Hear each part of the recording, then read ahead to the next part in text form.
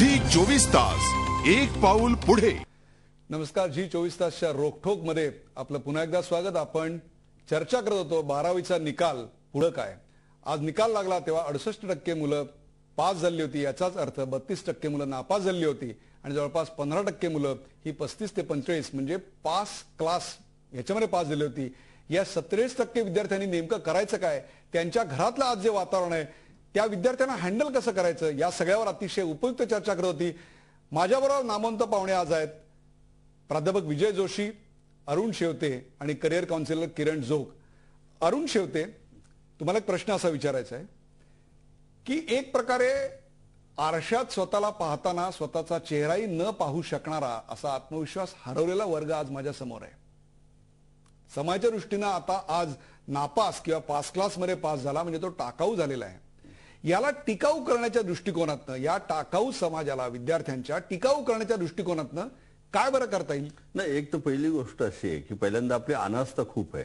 म्हणजे जसं पालक जसे चुकता जोशी सरांनी सांगितलं तसं मला अशी एक शाळा तुम्ही दाखवा की त्या शाळेमध्ये गुणवंत विद्यार्थ्यांचं अभिनंदन करण्याचा जो बोर्ड लागतो त्याच्यासाठी दुसरं की हेही मुलं नापास झाली आहेत का इतके टक्के मुलं नापास आहे याचं आम्हाला अत्यंत वाईट वाटतं असं एकाही शाळेमध्ये तुम्हाला बोर्ड दिसणार नाही. म्हणजे आपली अनास्था ही शाळेच्या उंबरठ्यापासून सुरू होते. म्हणजे कळसाकडे जेवढं लक्ष आहे तेवढं बॉटम ऑफ द पिरामिडकडे नाही. म्हणजे त्या लोकांना काही त्याचं वाईट वाटत नाही. म्हणजे माझं असं म्हणणं आहे की शिक्षक आणि मुख्याध्यापक यांनी नापास मुलांसाठी जो वेळ नंतरच्या काळामध्ये द्यायला पाहिजे ना, तो सामाजिक भाग म्हणून दिला पाहिजे.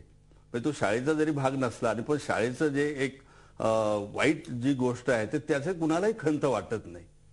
तर माझं म्हणणं की हे बदल केला पाहिजे. म्हणजे समाजाची जशी अनास्था आहे शाळेची अनास्था आहे आणि म्हणून नापास मुलांपुढे जर ऊर्जा जर निर्माण करायची असेल तर एक पॉझिटिव्ह वातावरण हे सगळ्या ठिकाणी निर्माण करणं हे अतिशय गरजेचं आहे. किरण जोग, हे पॉझिटिव्ह वातावरण गडचिरोली, चांदा, बांदा, देवगिरी, रत्नागिरी अशा संपूर्ण उभ्या आडव्या पसरलेल्या महाराष्ट्रापर्यंत आजच्या दिवशी तुम्ही कसं पोहोचवणार? काही हेल्पलाईन काय काय विचार आहे आपला? निश्चित. मी सारथी करिअर मार्गदर्शन केंद्र जे प्रमोदलेले CEO हिंदुजा हॉस्पिटल यांच्यातर्फे आम्ही चालवतो, त्यातर्फे अनेक शाळांमध्ये जातो.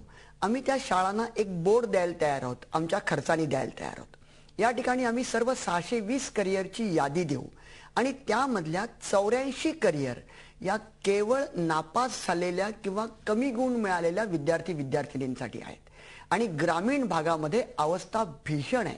नंदुरबार असेल, धुळे असेल किंवा नांदेड असेल, या ठिकाणी विद्यार्थ्यांना पारावरती बसणं, गाईगुरं हाकणं आणि चकाट्या पिटणं याच्या पलीकडे काही असतं याची माहिती नाही. शिक्षक मुलांना माहिती करून देत नाहीत, संस्था मुलांना माहिती करून देत नाहीत. आणि त्याकरता तुम्ही हेल्पलाईन हा एक विषय चालू केला आहे. विजय जोशी, आपण पाहिलं की कमी मार्क मिळवणं हा काही गुन्हा नाही. किंबहुना बॉटम ऑफ द पिरामिड ही काही समस्या नाही, किंबहुना ती एक संधी आहे. आज जी मुलं नापास झाली आहेत किंवा कमी मार्क मिळालेत त्यांच्यासाठी पुढच्या 6 महिन्याचा काय अजेंडा तुम्ही घालून द्याल? मला वाटतं अजेंडा अगदी साधा आहे. एखादी स्कॉलिस्टिक ॲबिलिटी आहे माणसामधली, त्याच्यामध्ये आपण नापास झालो याच्यामध्ये आपलं व्यक्तिमत्वामध्ये काहीच नाही असं नव्हे. मला असं वाटतं पहिले तर आपल्याला हे शोधायला पाहिजे. जर का अशी यादी करता आली की मला कशामध्ये गमक आहे, काय करताना मी आनंदी असतो, काय केलेलं मला आवडतं, काय करताना मला जमतं ते करणं, हे मला वाटतं ह्या 6 महिन्यात या 2-3 महिन्यामध्ये खरं तर शोधलं पाहिजे. ठीक आहे, एक स्कॉलिस्टिक ॲबिलिटीमध्ये मी परीक्षेमध्ये नापास झालो, ठीक आहे, पण ह्या गोष्टी माझ्या व्यक्तिमत्वाचे असे पैलू आहेत की जे पैलू मी पुढे घेऊन जाऊ शकतो. कारण स्कॉलिस्टिक ॲबिलिटी हा एक फक्त व्यक्तिमत्वाचा एक भाग झाला, ते काही पूर्ण व्यक्तिमत्व नव्हे. आणि मला असं वाटतं की व्यक्तिमत्वाचे अनेक पैलू असतात. जी मुलं नापास झालेत त्यांना काही गोष्टींमध्ये इतका चांगला रस असतो आणि ते करताना ते कितीतरी पुढे जाऊ शकतात. हाच विषय 3 इडियट्स मध्ये आमिर खानने अतिशय चांगल्या रीतीनं हाताळलाय. बोला. बरोबर आहे, कारण आपली शिक्षण व्यवस्था आहे त्यामध्ये काही विषय शिकणं आणि काही गुण मिळवणं असं अपेक्षित असतं. पण ते फक्त अपेक्षित असतं. त्या अपेक्षेच्या पलीकडे सुद्धा शिक्षण आहे, त्या अपेक्षेच्या पलीकडे सुद्धा व्यक्तिमत्व आहे. त्या व्यक्तिमत्वाचा शोध घेऊन योग्य दिशा जर का त्या विद्यार्थ्याला वेळीच मिळाली, पहिले तर माझं म्हणणं असं आहे की त्यांनी खचून न जाता उभारी घेऊन आपलं नेमकं काय चुकतं आहे आणि आपल्याला कोणती दिशा घ्यायला हवी याचा शोध पहिल्या 2 महिन्यामध्ये घ्यायला पाहिजे. आणि ती एकदा दिशा त्याची पक्की झाली की त्या दिशेने वाटचाल करायला पाहिजे. कारण मला असं वाटतं की ठीक आहे, एकदा ठेस लागली याचा अर्थ वारंवार ठेस लागेल असं नाही. आपण अधिक सजग होऊ आणि पुढची मार्गक्रमणा करू शकू. त्यामुळे मला कशात गमक आहे, कशात रस आहे, पहिले पाहिलं पाहिजे. व्यक्तिमत्वाचा कोणता ठळक पैलू आपण पुढे वाढवू शकतो हे पहिल्यांदा पाहिलं पाहिजे. आपल्या व्यक्तिमत्वाचा ठळक कोणता बिंदू आहे तो पाहायला पाहिजे आणि त्याही पेक्षा सुद्धा अपयशानं खचून न जाता त्यावर मार्गक्रमण केलं पाहिजे. गुरु विजय जोशी यांनी हा मंत्र दिलेला आहे. अरुण शेवते, मला तुम्हाला असा एक प्रश्न विचारायचा आहे की ही मुलं म्हणजे व्यवस्थेचे बळी असा एक कळवळाही नको, किंबहुना ही मुलं म्हणजे व्यवस्थेचं ओझं असा एलिटिस्ट व्ह्यूही नको. त्यांच्या पाठीवर हात ठेवताना त्यांचा मोठा भाऊ म्हणून, किंबहुना नापासांची शाळा असं अप्रतिम पुस्तक लिहिणारे लेखक म्हणून आज महाराष्ट्रातल्या या 7.5 लाख घरांना आपण काय संदेश द्याल, थोडक्यात सांगा. नाही, एक तर मला महत्वाचं असं वाटतं की त्या मुलाला पहिली जर कुठली गरज असेल ती मायेची गरज आहे. आणि दुसरी गोष्ट त्याला एक समजून सांगितली पाहिजे की तू जरी शिक्षणामध्ये नापास झाला असाल तरी तुझा बुद्ध्यांक हा काही शून्य नाहीये. का आपल्याकडे काय तर नापास म्हणजे तुच्छतेने पाहण्याचा जो दृष्टिकोन निर्माण होतो तो पहिल्यांदा घालवला पाहिजे. आणि दुसरी गोष्ट जोशी सर म्हणाले तसं की त्याच्यामधलं त्याचं व्यक्तिमत्व हे पालकांनी पहिल्यांदा ओळखलं पाहिजे.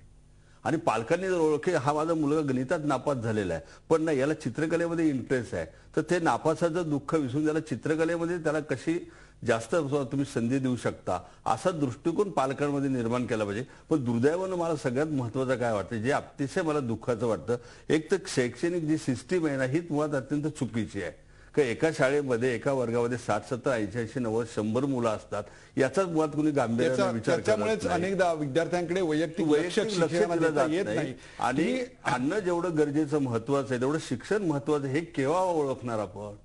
आपण मोठमोठ्या गप्पा वेगळा मुद्दा या ठिकाणी मांडलेला आहे, त्याच्यावर आपण कधीतरी पुन्हा एकदा चर्चा करूया. परंतु या चर्चेचा समारोप करताना मला याचं सगळं सार काढायचं असेल तर मला असं वाटतं की आज जवळपास 7-7.5 घरात आणि मागच्या 3 वर्षात 20 लाख घरांमध्ये एक नकारात्मक वातावरणाचे हे बळी असलेले हिरे आज माझ्या समोर आहेत, जी 24 तासच्या समोर आहेत. या हिऱ्यांना पॉलिश करणारा, या हिऱ्यांना कोंदण देणारी अशी कुठली व्यवस्था नव्हती. आज इतर सर्व राजकीय पक्षांच्या चर्चा करण्याचे मोह टाळून आम्ही मुद्दामून हा विषय आज हातात घेतला. याचं कारण त्यांचा भूतकाळ आम्हाला माहिती आहे, त्यांचा भविष्यकाळ उज्ज्वल कसा करता येईल याच्याकरता हा कार्यक्रम केला. एका प्रख्यात IT कंपनीच्या वेटिंग लाऊंजमध्ये मी एकदा बसलो होतो. एक प्रचंड मोठं चित्र त्या ठिकाणी होतं. त्या चित्रामध्ये एका अशा गॅरेजमधल्या केस अस्ताव्यस्त वाढलेल्या, काही ठिकाणी कपडे चुरगळलेले अशी 7 मुलं काम करत होती. त्याच्या खाली एक बोर्ड लिहिला होता, कोणा व्हेंचर कॅपिटलिस्टनं यांना धंदा उभारायला पैसे दिले असते. मित्रांनो, त्यातला एक फोटो बिल गेट्स यांचा होता. कोणी म्हणेल का आपण यांना पाहिलं का? इन्फॉर्मेशन टेक्नॉलॉजी हा अत्यंत हुशार विद्यार्थ्यांचा मक्तेदारीचा क्षेत्र आहे असं ज्यांना वाटतंय त्यांच्या माहितीसाठी म्हणून सांगतो. बिल गेट्स म्हणजे मायक्रोसॉफ्ट, स्टीव्ह जॉब्स म्हणजे ऍपल, किंवा ओरॅकल म्हणजे लॅरी एरिक्सन, ही नावं तर आपल्याला माहिती असतील. या तिघांमध्ये 2 गोष्टी कॉमन आहेत. एक, हे जगातले अत्यंत यशस्वी उद्योजक होते, आणि दुसरं, हे सगळे आपल्या आयुष्यात शालेय किंवा महाविद्यालयीन जीवनात नापास झालेले होते, स्कूल किंवा कॉलेज ड्रॉपआउट्स होते. आज ज्या घरात दिवा मालवताना अंधार पसरेल असं ज्यांना वाटत असेल त्यांनी आपल्या मनातला दिवा तसाच तेवत ठेवा. आपल्या झोपणाऱ्या मुलाच्या पाठीवर मायेचा हात फिरवा. तोच फिरवण्याचा प्रयत्न झी 24 तासनी आज तुमच्या समोर केलेला आहे. ज्यांच्या मार्फत या 3 गुरूंनी तुम्हाला मार्गदर्शन दिलेलं आहे त्याचा जरूर विचार करा आणि आपल्या आयुष्यातलं एक पाऊल नक्की उद्या सकाळी पुढे टाका. पाहत राहा झी 24 तास, एक पाऊल पुढे.